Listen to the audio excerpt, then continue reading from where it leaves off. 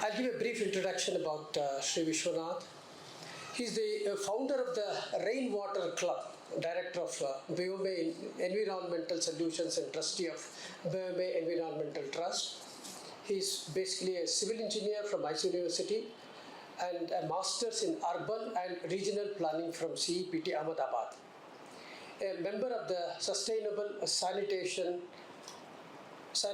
Alliance. He is also an ex-Secretary General of the International Rainwater Catchment Systems Association. He serves as an adjunct professor at Azim Premji University and has been the columnist at The Hindu since May 2007. Waterwise in Property Plus on Saturdays in Hindu. He was the recipient of the Namma Bengaluru Awards in 2009 and a jury member too in 2020. I welcome you, sir, for today's lecture.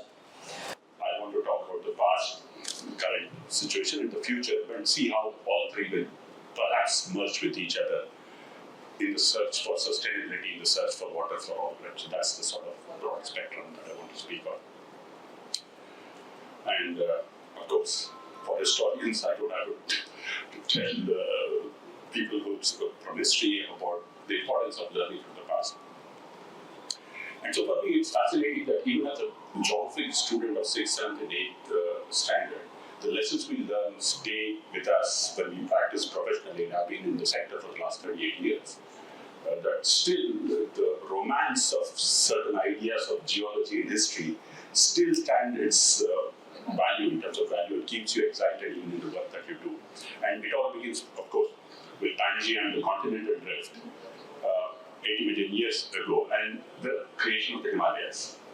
So it's fascinating that the creation of the Himalayas that gives us the monsoon, but it's also fascinating, and I just want to give this broad picture for water in India as to how the Indo-Gangetic Plain actually is part of the sinking of the Shivalik, the sinking of the plate.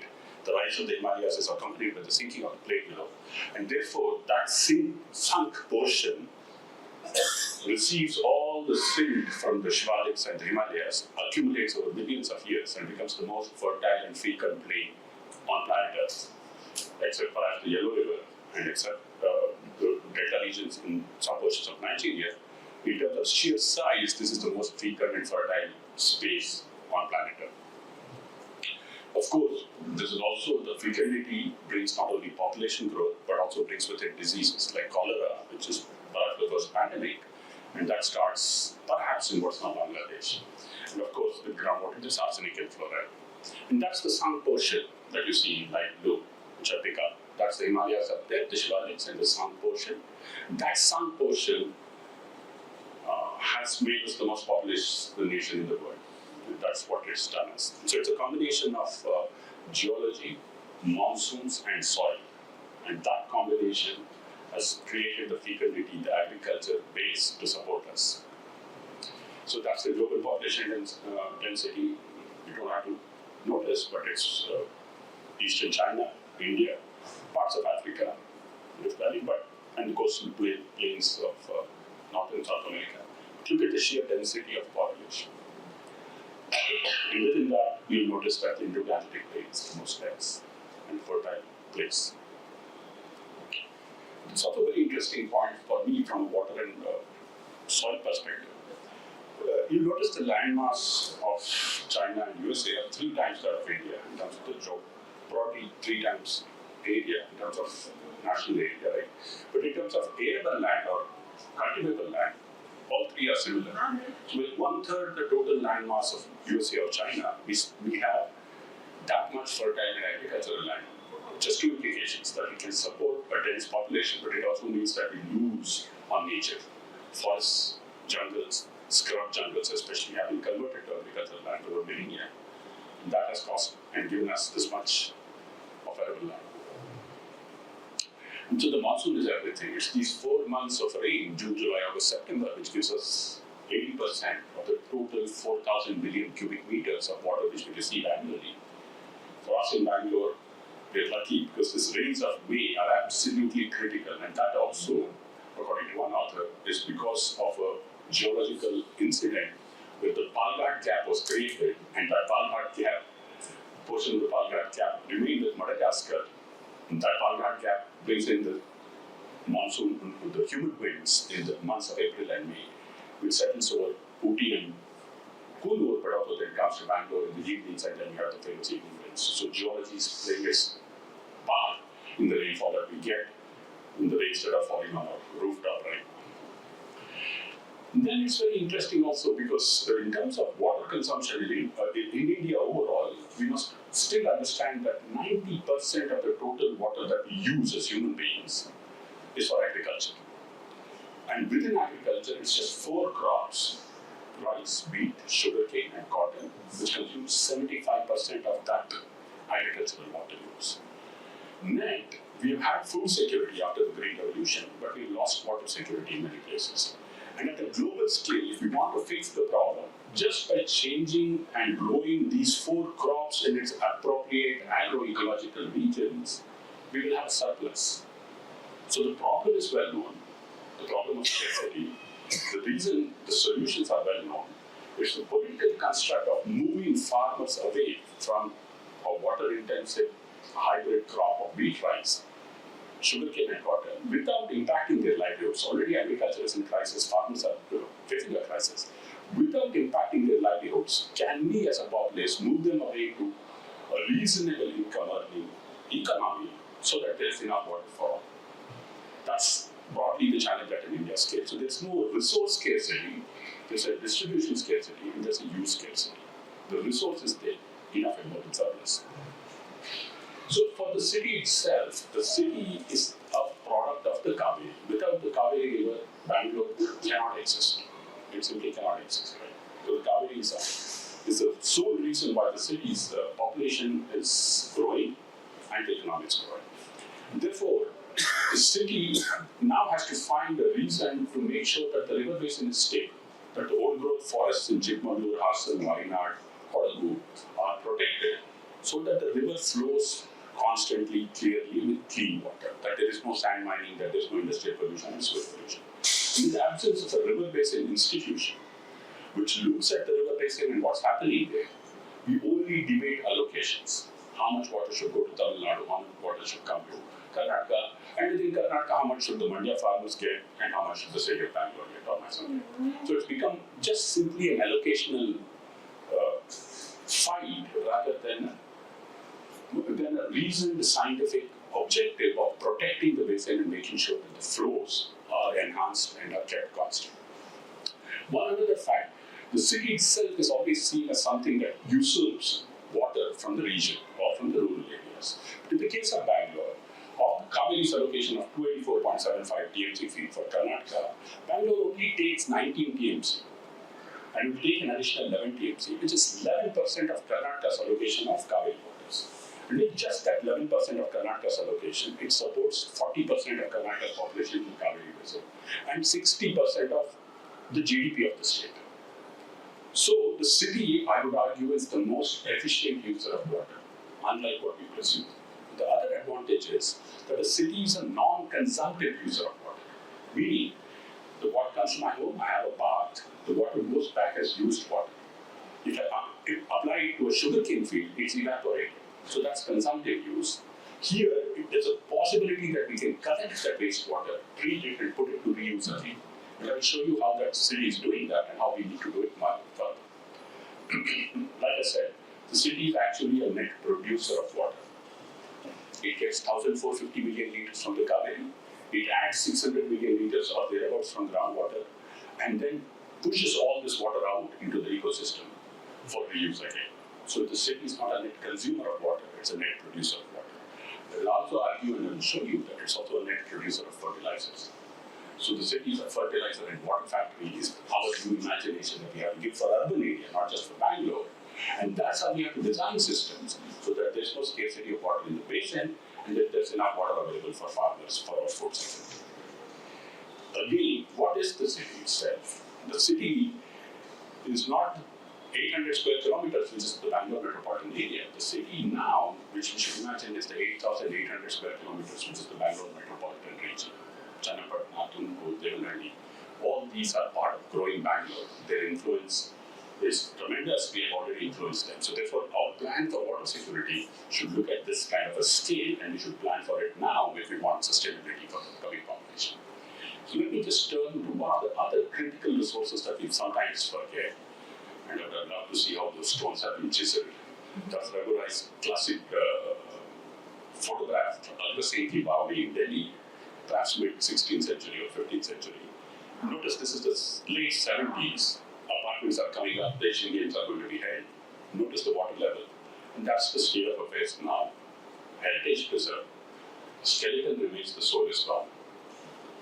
Groundwater is India's critical lifeline. We are the world's largest user of groundwater.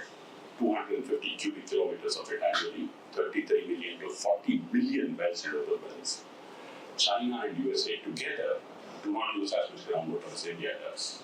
Our cities use 50% dependencies on groundwater. In our cities, in our agriculture, it's 80%. Drinking water in rural areas, it's 85%. Overall, if you take about sector in India, 65% of our total water requirement comes from groundwater. So for us, even in our cities, but even at India scale, to understand geology, to understand groundwater is crucial and critical if we want to be sustainable. And still, we do not have clear critical understanding of the sub-aquifers that occupy our fair city. Because this is some of the oldest rocks in the world, as we know. The Vishwanath in Lalbagh is the oldest rocks and some of the oldest rocks in the world. Those old rocks, which lifted themselves up to 900, 920, 940 meters above sea level, gave us the salubrious climate, gave us this weather, gave us the rainfall, which then brought people here, and then the education institutions, and it became a modified human landscape. So the base of it is the geology of our terrain, granite and gneiss, right, and the height at which it came. Also, it created 3 valleys, and this is a very interesting city, but there's a ridge line running through the city. Half of the city is in the Kaveri Basin, the other half of the city is in the Dakshin Pinakini Basin. And the hydrology of the Kaveri Basin is very different from the hydrology of the Dakshin Pinakini Basin. The Kaveri Basin part of the city has a north to south flow, has a very steep fall. The lakes constructed, the tanks that were built by our ancestors, are sharp, small, and deep. Whereas in the Dakshin Pinakini side, they are shallow and wide. The flow is more from west to east. That's the flow that you'll see there, the Kormangala, Chalagat, and Lalbagh. And you'll notice Bengaluru Lake or Lake Charkur. These are wide, shallow lakes. Whereas the ones in the Vishwanath Valley are smaller lakes but are deeper lakes. And of course, Lake Kumar in the Lake Society paid tribute to these inscription stones, which now start to date and convince us that there were tanks before Kempegoda's time. Right? That we have an old ancient history of the tank ecosystem itself. This tank ecosystem has been somewhat overtly romanticized too in our ecological history. And I'll come to that. It's necessary that we do that. The tank system was very easy and clear, as was shown in your beautiful photograph of the Humvee sluice gate. What a magnificent bowl structure, and how have they designed that? This by throwing an earthen bun that was a line. Simple as that. So there's the earthen bun lined with stones to protect it, and that stores the water upstream. And that gave you the water for irrigation purposes. Essentially, the tanks were built for paddy cultivation, essentially in the command area. That's the coding or the overflow way, the waste way. Crucially designed because that's what makes sure that the water overflows during heavy monsoons. And it was by trial and error that our ancients figured this out. And that's the system.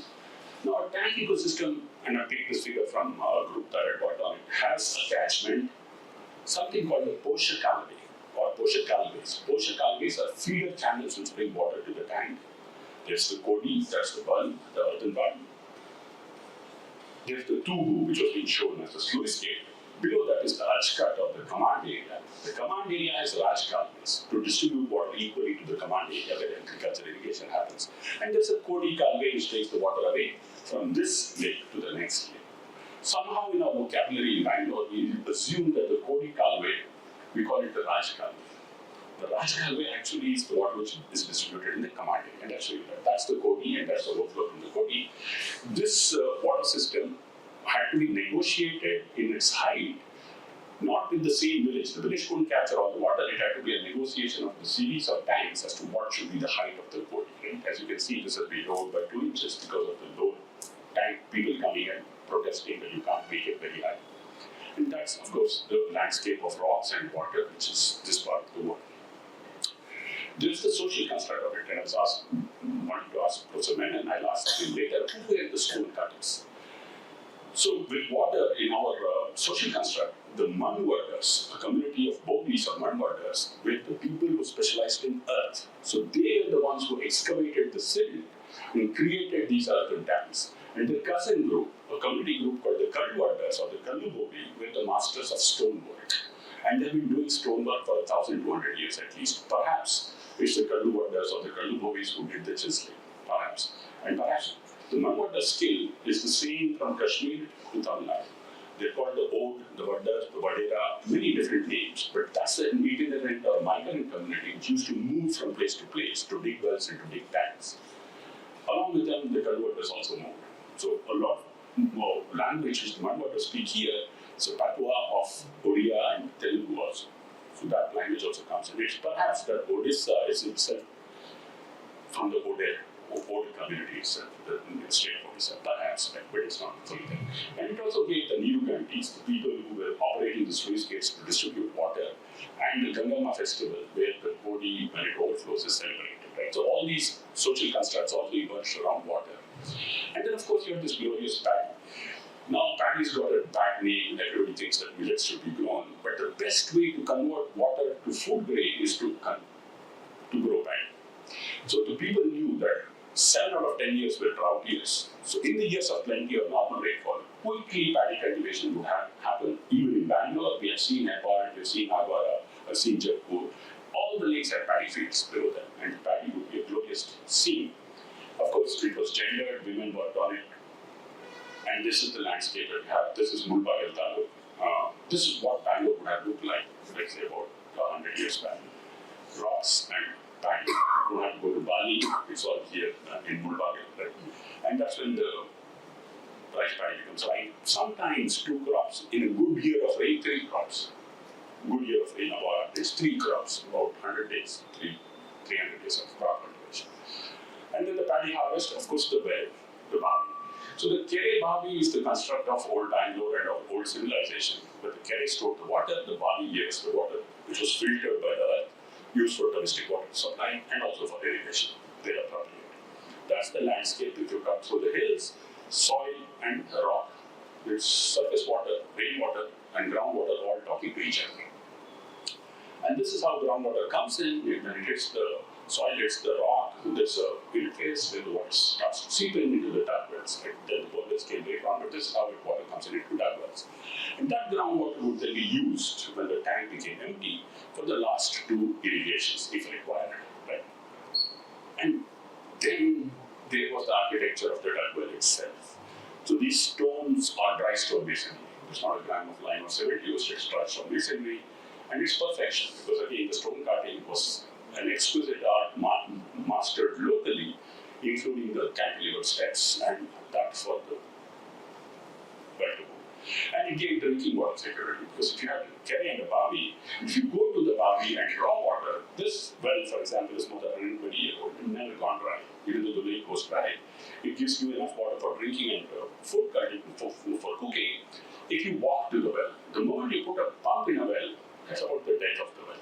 If you haul water from a well, it seems that demand is automatically managed and supply meets demand. But we have also to look at the laboriousness of walking and the drudgery of that, the convenience of tapping the house. One is not saying that this is better over the other, but can we manage both? Can we have tap water? But in an emergency, can we have water where we can go and take it as a community source? And of course, it provided water for animals, so that's crucial, especially goats and sheep, right? So now, what we do as part of our community is to revive these tanks in a fashion where the village women participate. Here's the other thing with tanks. These are components which I'm talking to you. The Poshe Kalve, which brings in water from the catchment into the tank. The Raji Kalve, which is the distribution of water in the command area. And this is also Raj Kalve, and it's really the Kodi Kalve. This is what it is. And Raj Kalve, in our imagination, is some wide channel. Usually it's about 1 foot or 2 feet, and it just takes water into that. The Kodi Kalve is the bigger channel. And why should women and the landless be involved? The thing with water is this, that if water comes to a kere in a village, who benefits the most? It's only those who have land. Especially the bigger the chunk of land that you have, the more you benefit from water. If I'm landless, what does water mean to me? Nothing. virtually nothing, just somewhat drinking water perhaps. So water in a village in a Kerala can actually create social inequities and increase inequities. We have to think of water through a social lens and make sure that there is justice and access as part of the design of restoration of any old water body. That's also crucial for us.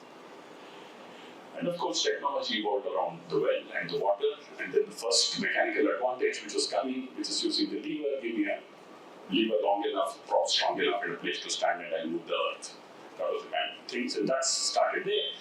And here is the pulley, which is human beings' laziness at work, where they want to take mechanical advantage and be able to lift water. And I argue, half jokingly, that the pulley became the wheel for the bullock cart, so became modes of transport. The pulley became the wheel for the horse cart, the first war machines, and the pulley became the wheel for the automobile and the car, which is now creating traffic jams. And the origin of traffic jams in our cities starts with the act of lifting water from wells, which is the pulley, and the oldest well is 9,000 years old.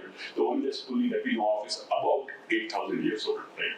So there's an old artifact of technology which leaves its footprint invisibly, which we don't know. So these are interesting nuggets around it. Of course, the first pumps, which were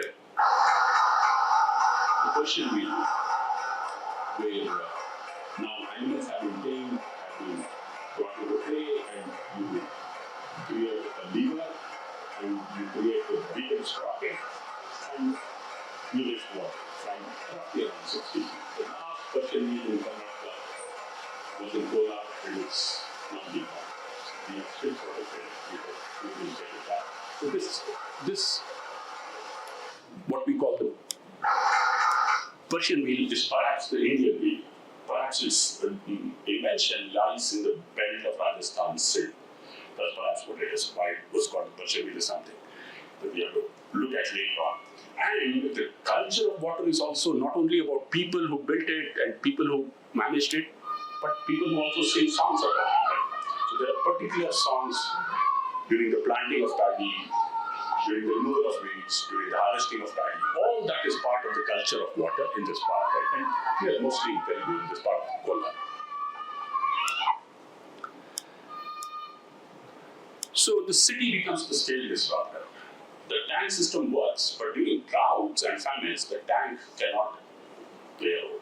And one of the cataclysmic events that occur with water in Bangalore occurs in those years of 1876, 77, 78. 3 years of continuous drought, where all the 1,000 keres dry up, valleys dry up, and about 90,000 people die for food shortage in this city. And in the old Mysore kingdom, about 12.5 lakh people died. 1/4 of the population could have died because that was the census.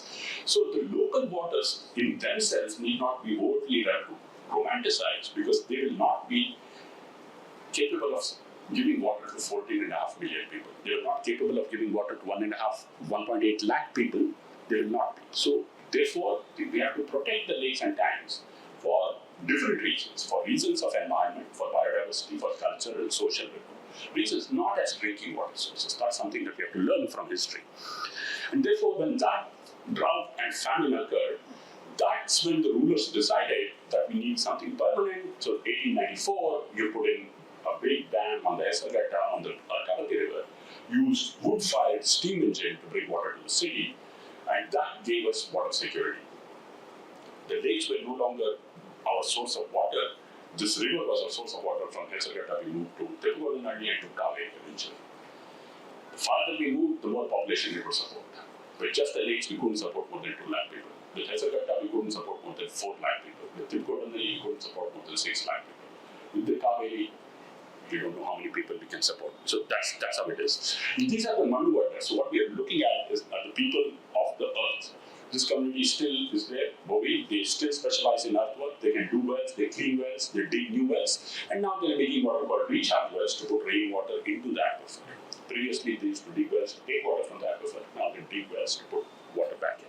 So can they be a source of water security for the city through the livelihoods that they gain, through the work that they do, right? So that's what is part of the work that's happening.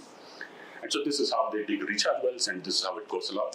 And we are also, with their help, restoring these old Kalyanis and step wells, which is near Nandi Hills.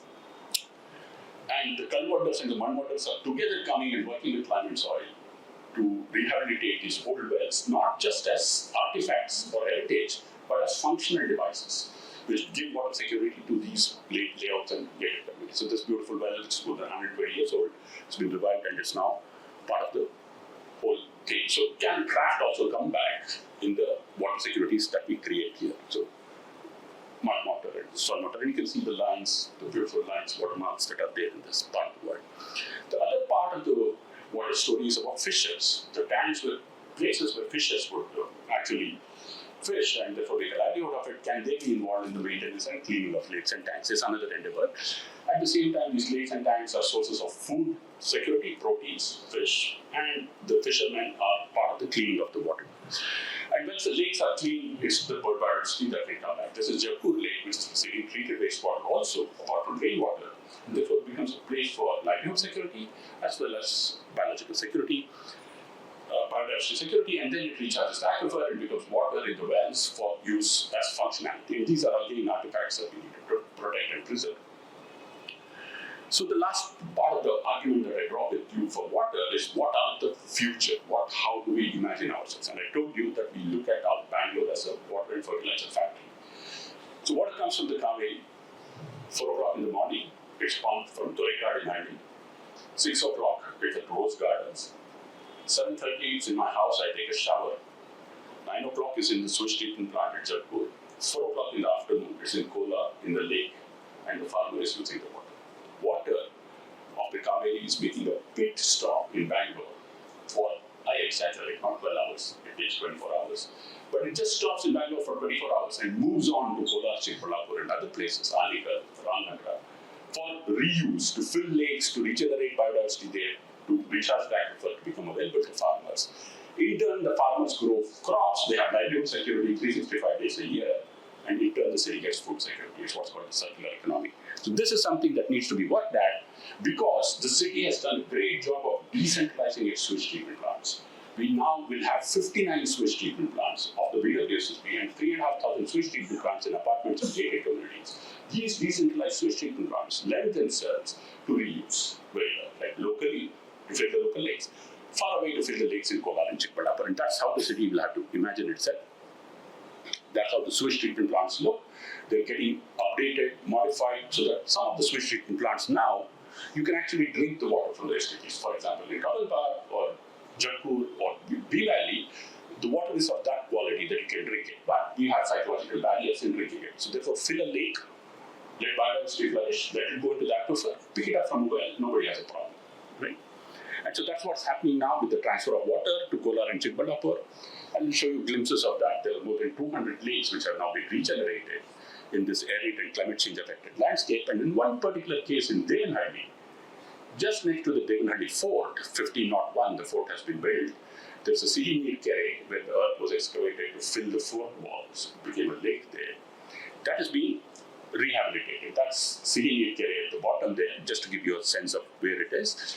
We studied the soil profile. We find 100 feet of weathered rock, or a shallow aquifer, right? So that's roughly the depth of the weathered rock.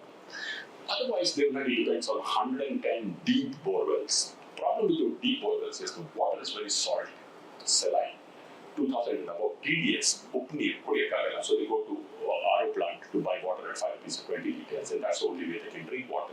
And it's all saline water, and of course, you know what saline water does to clothes and dishes and everything. So that's sea near Kerry, that's Devanhalli Fort. That's how the sea near Kerry looked like, bone dry for about 14 years. And then it was worked upon the soil. The Kerry was desiltated, the canals to channels to bring water to the Kerry was improved upon.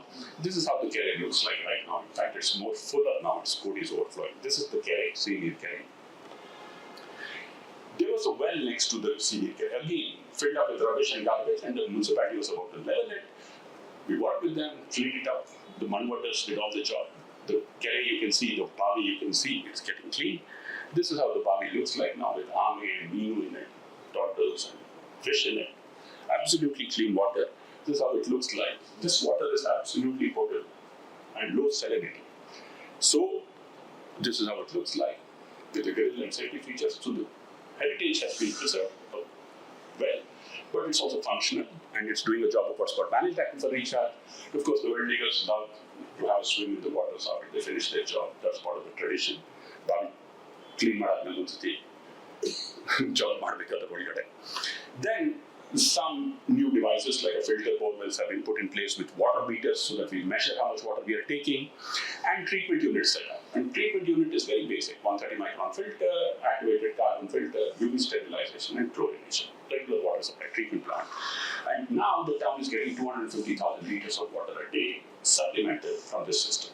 The CEK also gets treated wastewater from Bangalore, and rainwater, both mixed, goes into the valley, cleaned up further, supplied to the town. Second phase of the project, we're going to get it to about 650,000 liters. Third phase of the project, 4 million liters. The entire town's requirement will come from Kerala Valley and treated wastewater from Bangalore. The big advantage is not only is the quality of the water meeting potable norms, it's not very salty or saline, it meets completely with what's called BIS 10500, but the cost of the water is 1 rupee 50 paisa for 1,000 liters. The power consumption is 0.1 units per 1,000 liters of water, so the carbon emissions are also less. So now you have climate resilient water and climate mitigating water. Cheap water, low energy water, low carbon emitting water. If you fill your lakes, if you fill your wells and bring the groundwater table up, using modern science for treatment, making sure that tradition is preserved, making sure that livelihoods is protected and preserved, and that's how the work has to go on, because this is something perhaps some of you would have known. This is called a Silendra. The Silendra is the beautiful water troughs for travelers, where people would fill the trough with water, and there would be the spigot there. You take it out and you drink it. Nobody knows the Silendra these days. Nobody protects them. They're all going, including this one in Delhi, which has been knocked off by the Temple Improvement Committee. They're trying to get it back and rehabilitate it. These beautiful structures were there, part of the culture of giving water to everybody in the community. And these are in Kabalta. That Bavi is linked to the Karga. It's called the Karga Bavi. The Karga stops there. The water is taken and reused, so we cleaned it up, and with the manworkers' help and did it. And so many such wells have been cleaned up. And one of the most interesting well cleaning that we did was in North Bangalore, where the women of the community said, "Dayaviti the pump build. Don't put a pump. If you put pump, the water will go to the apartment and the well will go dry, we won't have any water." Now, hope say, we go to near in the belly, otherwise we pay 5 rupees for 20 liters. When we come back from work, we need the assurance that there is good clean water for us, not for drinking or cooking, but for bathing, for washing the dishes, for washing the clothes. So in all these wells, no water was put, 3 months. And even now, in April and May, there was 14 feet of standing water in the wells, not bore wells. The city was saying that bore wells are going dry. So it's a question of demand and supply. It's how much we recharge and how much we take out. And if there's a balance between the two, there will be no running out of groundwater. But if we over extract and less recharge, then we have a problem. So these beautiful wells are already taken care of by women, and these are all redone here, and some of them are what you see on the way to the airport, and some are in India. All of this is coming back, and that was the lady who insisted, don't put a pump, and we respected her. And now they have a negotiation, and the younger folks are being taught how to take a bindigi out from the well, because it's not an easy art, and especially with the plastic pitcher, it's very difficult to get it inside the water, so you need a bit of skill. And that's a career that you have to learn as you go along. And so these are now being done in schools, so that school children are involved as part of the water literacy campaign. And more such work is happening. This one here, Rajkumar Studio, old well cleaned up. Now gives 1.5 lakh liters of water a day, Bali, near the Rajkumar Studio near Nandini Dale. And it's supplying water to the local community, which is absolutely potable water. This is Murkoda Bhavi, as called Murkoda Bhavi, 3-tap well, which is in Sampangi Nagar. Again cleaned up, again functional, again giving water. We believe the city can have 1 million wells, and the culture of the well and the care can come back to it, provided we work on these principles of the commons, where we look at what's called thinking about institutions, kind of institutions which govern the water resource. Post-social changes, problem solving. Embrace diversity. Every well, every care is different. Be specific to that well and that care. There, you have to be specific. Listen to people, especially women, especially community members. Self-government is possible. They can take care of the wealth, they can take care of the caring. Everything changes. It's a changing world. Math, power determines how issues are sorted out. Collective ownership can work. Human beings are part of nature too. Every design should be such that it provides livelihoods, it provides biodiversity, then it provides water for our use.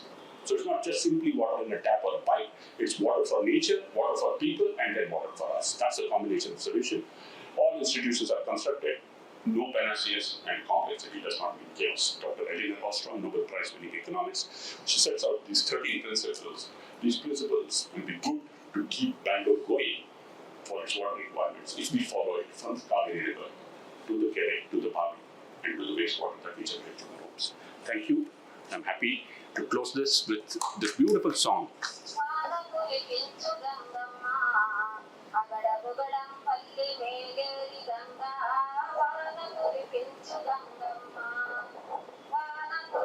So she's asking for the rainwaters to come. And every kere in Kolar district, 999 keres are actually mentioned in this song. The 999 kere is the Vishwanath kere. So every one of the keres comes as part of the song, and this is just a small part of the song itself. But once the songs of water come back, then perhaps we have actually saved it. Thank you.